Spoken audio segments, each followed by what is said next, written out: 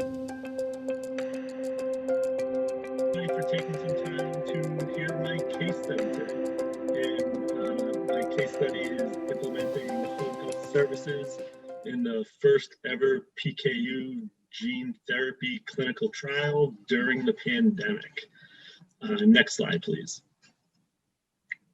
So just a little background on homology. We're located in Bedford, Massachusetts, and our mission is to advance our proprietary gene gene therapy and gene editing platform and transform lives of patients by potentially curing rare and genetic diseases.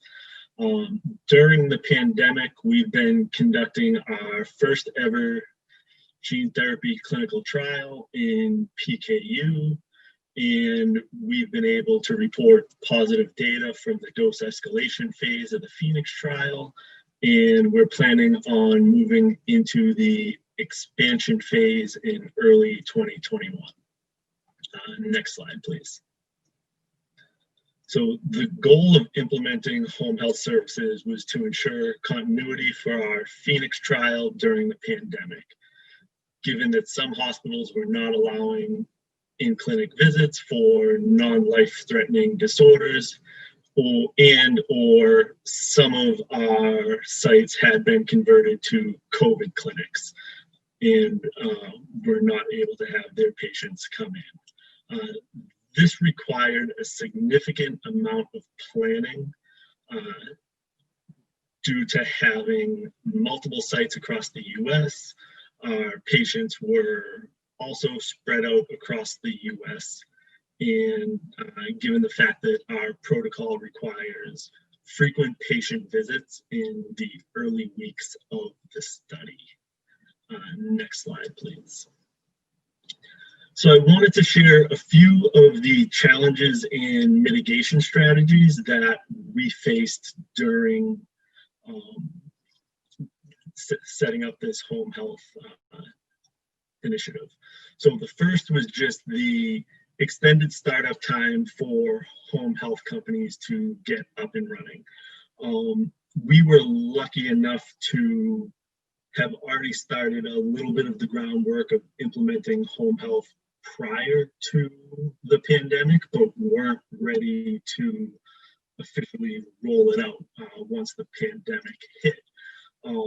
No surprise, everybody, as soon as pandemic hit, started the initiatives as well to try to roll out home health across their trials, which extended startup timelines for actually getting the nurses into the patients' homes to then allow for those home health visits to happen.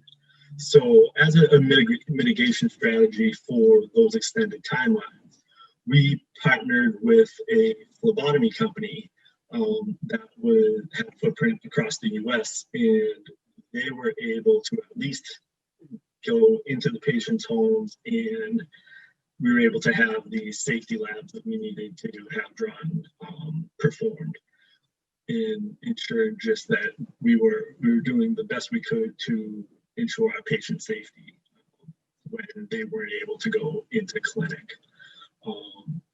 The next challenge was just the nursing shortage and the nurse licensing that we ran into. So I think it's well known that there was a bit of a nursing shortage. Anybody who was available were working in the COVID clinics. So it took a little while to identify nurses that could be used solely for our trials. And because we have sites across multiple states and regions, each nurse has to be licensed in the state where the subject is. And we were able to use SWAT nurses who held nursing licenses across multiple states to bridge that gap until we were able to identify a nurse in each state where a patient had lived to be the primary nurse for that site and subject. Another challenge was just the sample collection process. So the majority of the samples would be performed at the hospital and also processed at the hospital. So in light of the fact that we were doing home health visits and that option was removed, we had to set up a central lab in order to receive those samples that would have been processed at the hospital. And that central lab was doing the processing for all of those samples. And another issue was just the logistics of getting the sample kits to the patient's home, as well as then shipping those to the testing labs. And we were able to have a bit of a workaround of the kits were sent to our home health partner.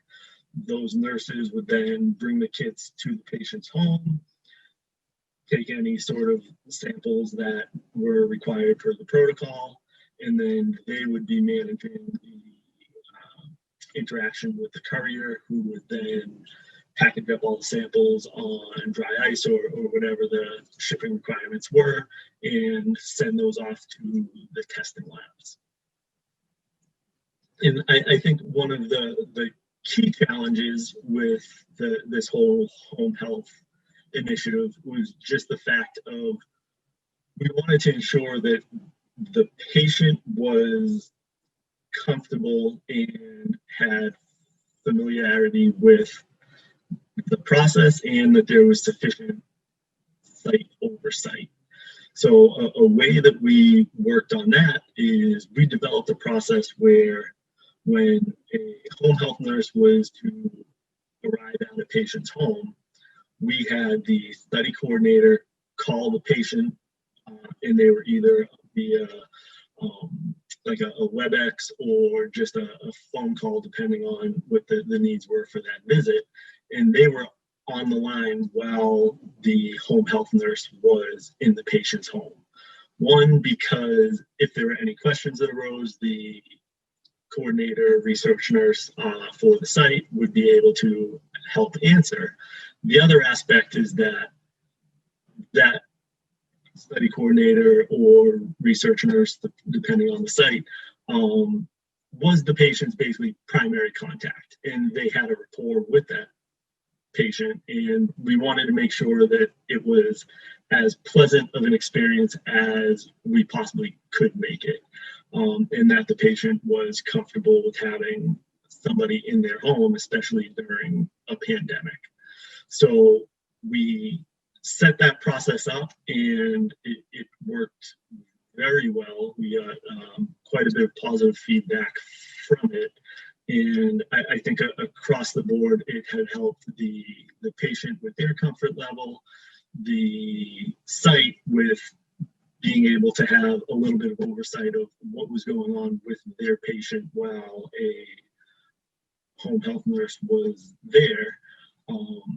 And it also helped the home health nurses, to be honest with you, because if they had any questions or if the patient had asked the home health nurse a question, that site staff was able to basically interject and provide an answer that was consistent with the messaging that they had been received from the start of their care on the trial. Next slide, please. So I just want to share a little bit of the successes that we've had with the home health initiative. So to date, we've been able to have 25 home health visits performed, which has allowed us to collect 93 different samples that were required by the protocol for safety and efficacy assessments.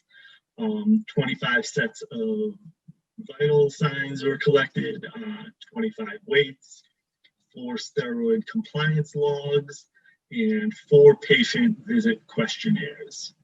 So I think the key takeaway is that by implementing home health visits, we were allowed to continue our trial, continue enrolling patients, and reducing the number of required in-clinic outpatient visits, which was key in order to keep the entire show moving, basically. Next slide. In our post-pandemic strategy is we've received such positive feedback that we'll be implementing home health across all our trials and programs moving forward. Not just from the patients, but also the sites have basically been raving that the amount of, I don't want to say burden that frequent visits have on patients and just their lives, it does take a toll. So anything that we can do to lessen that, we're planning on doing. So we'll be implementing home health across all the trials, and hopefully the pandemic ends very soon. Next slide. Thank you. Thank you.